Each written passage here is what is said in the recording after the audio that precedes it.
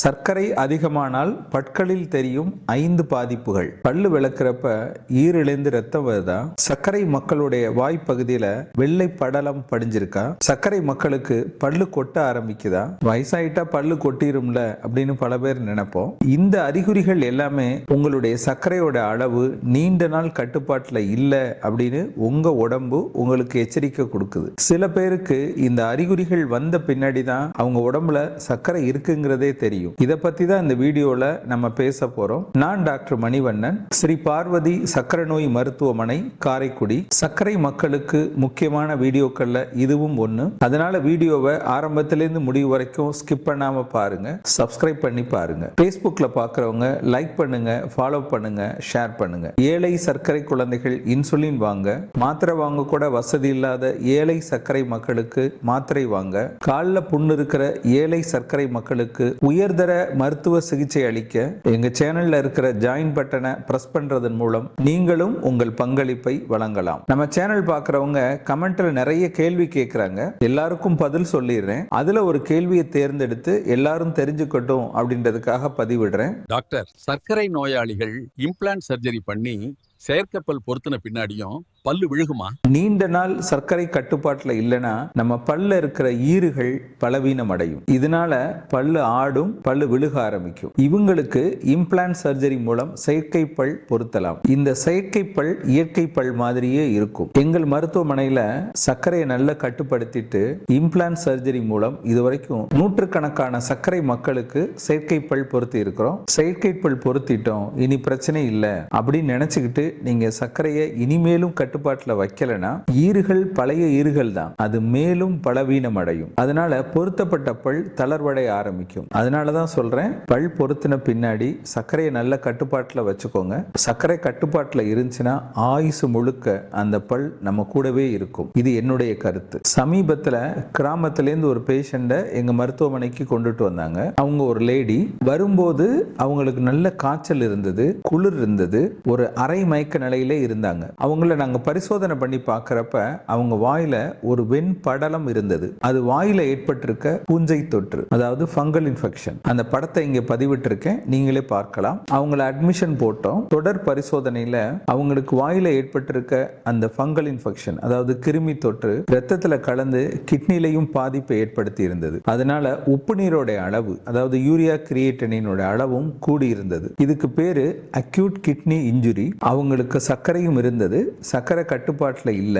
சர்க்கரையோட அளவு அதிகமாகி அவங்களுக்கு டிகே அப்படின்னு சொல்லக்கூடிய டயபெட்டிக் கீட்டோ அசிடோசிஸ் அப்படின்ற சர்க்கரையிலே ஒரு அவசர நிலை அதுவும் இருந்தது. அவங்களுக்கு என்ன நடந்திருந்ததுன்னா, சர்க்கரை கட்டுப்பாட்டில் இல்லாததுனால அவங்களுடைய வாயில ஃபங்கல் இன்ஃபெக்ஷன் இருந்திருக்கு. அந்த ஃபங்கல் இன்ஃபெக்ஷன் ரத்தத்துல கலக்குது, அது கிட்னில பாதிப்பு ஏற்படுத்துது, சர்க்கரையோட அளவும் கூடுது. அதனால காய்ச்சல் வருது. ஒரு செமி கோமா ஸ்டேஜ், ஒரு அரை மயக்க நிலையில தான் எங்க மருத்துவமனைக்கு கொண்டுட்டு வந்தாங்க. அவங்கள அட்மிஷன் போட்டு ஆன்டி ஃபங்கல் ட்ரக்ஸ் எல்லாம் கொடுத்து, ஆன்டிபயோட்டிக்ஸ் கொடுத்து, அவங்களுக்கு ரத்த குறைவும் இருந்துச்சு. அதனால 2 பாட்டில் ரத்தம் போட வேண்டிய நிலைமை. ஒரு 5 நாள்ல அவங்கள பழைய நிலைமைக்கு கொண்டுட்டு வந்தோம். இதெல்லாம் கொடுத்த பின்னாடி ஒரு வாரத்துல அவங்களுக்கு கிருமி தொற்று கட்டுப்பாட்டுல வந்துருச்சு. சர்க்கரையோட அளவும் குறைஞ்சது, உப்பு நீரோட அளவும் நார்மல் ஆயிடுச்சு. இனிமேலாவது சர்க்கரைக்கு கரெக்டா பாருங்க அப்படின்னு சொல்லி அவங்களுக்கு மாத்திரையெல்லாம் எழுதி கொடுத்து வீட்டுக்கு அனுப்பிச்சோம். இந்த நிகழ்வு நமக்கு என்ன சொல்லுதுன்னா, சர்க்கரை கட்டுப்பாட்டுல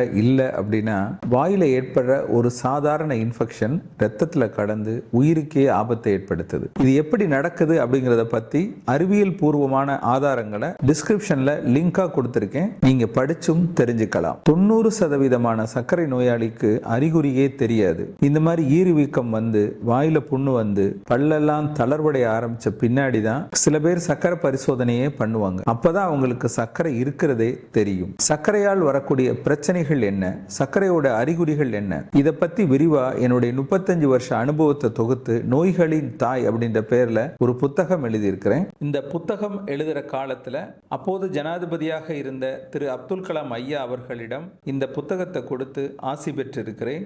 இந்த புத்தகம் உங்களுக்கு வேணும்னா இந்த டிஸ்பிளேல தெரிகிற நம்பருக்கு ஃபோன் பண்ணி அல்லது வாட்ஸ்அப்பில் புக் வேணும் அப்படின்னு ஒரு மெசேஜ் போட்டோ இந்த புத்தகத்தை கொரியர் மூலம் பெற்றுக்கொள்ளலாம். இரத்தத்துல சர்க்கரையோட அளவு அதிகமா இருந்துச்சுன்னா பற்களில் தெரியும் 5 அறிகுறிகள் என்னென்ன அப்படிங்கிறத தெரிஞ்சுக்கிடுவோம். அதுல முதல் அறிகுறி ஈறுகளில் ஏற்படும் இரத்த கசிவு மற்றும் வீக்கம். பல்லு விளக்குறப்பவே அதுல ரத்தம் வரும். இது சர்க்கரையோட ஆரம்ப அறிகுறி. இதுக்கு காரணம் சர்க்கரைனால நோய் எதிர்ப்பு சக்தி குறைவா இருக்கிறது. ஈறுகளோட உறுதித்தன்மை குறைய ஆரம்பிச்சிடும். நோய் எதிர்ப்பு சக்தி குறைவா இருக்கிறதுனால பற்கள்ல ஈறுகள்ல இன்ஃபெக்ஷன் ஆகும். இதனால வீக்கம் வரலாம், இரத்த கசிவும் வரலாம். இரண்டாவது அறிகுறி பல் தளர்வு. இந்த மாதிரி சர்க்கரை அதிகமாயிடுச்சுன்னா ஈறுகள் இன்ஃபெக்ஷன் ஆச்சுன்னா ஈறுகள் வீக்கம் அடைஞ்சா அது ரொம்ப தளர்வடைஞ்சு பல்லோட பிடிமானம் குறைஞ்சிரும். அதனால பல்லு ஆட ஆரம்பிச்சு பல்லு கொட்டி போகும். இதை பெரியோடென்டல் டிசீஸ் அப்படின்னு சொல்லுவோம். மூணாவது அறிகுறி வாயில ஒரு வறட்டு தன்மை இருக்கும். நான் வறட்சியா இருக்கு, வாய் உலர்ந்து போகுது அப்படின்னு சொல்லுவாங்க. சர்க்கரை கட்டுப்பாட்டுல இல்லைன்னா நம்ம உடம்புல இது நீர்ச்சத்து அதிகமா வெளியேறும். அதனால வாயில ஒரு வறட்டு தன்மை இருக்கும். இதனால ஈஸியா இன்ஃபெக்ஷன் ஆகும், பல்லோட உறுதித்தன்மையும் குறையும். நாலாவது அறிகுறி வாயில ஏற்படுற புண் அல்லது வெள்ளை படலம். நான் ஏற்கனவே சொன்னேன், என்கிட்ட வர்ற பேஷண்டோட படத்தையும் உங்கள்கிட்ட காமிச்சிருக்கேன். அந்த மாதிரி வெள்ளை படலம் சில பேருக்கு வரலாம், அல்லது வாயில அடிக்கடி புண்ணு வரலாம். இதுவும் சர்க்கரை நோயோட ஆரம்ப அறிகுறியா இருக்கலாம். சர்க்கரை மக்களுக்கு சர்க்கரை கட்டுப்பாட்டுல இல்லைனாலும் இந்த மாதிரி பிரச்சனைகள் வரும். ஐந்தாவது அறிகுறி வாயிலேருந்து ஒரு துர்நாற்றம் வந்துகிட்டே இருக்கும். நான் 2 வேற பல்லு வளர்க்குறேன் சார், ரொம்ப வாயை சுத்தமா வச்சிருக்கேன், ஆனாலும் எனக்கு வாடை இருந்துகிட்டே இருக்கு அப்படின்னு சொல்லுவாங்க. இதுக்கும் சர்க்கரை கட்டுப்பாட்டுல இல்லை அப்படின்னா ஈறுகளை சுத்தி இருக்கிற நீர் இன்ஃபெக்ஷன் ஆகும். அதனால இந்த வாடை அதாவது துர்நாற்றம் வரலாம். இதற்கான மருத்துவ ஆதாரங்களையும் டிஸ்கிரிப்ஷன்ல லிங்கா கொடுத்திருக்கேன். நீங்க போய் பார்த்தே படிச்சே தெரிஞ்சுக்க முடியும். உங்களுடைய சர்க்கரை கட்டுப்பாட்டில் இருக்கிறதா, உங்க பற்கள்ல இந்த மாதிரி பிரச்சனை இருக்கிறதா அப்படிங்கிறத கமெண்ட்ல சொல்லுங்க.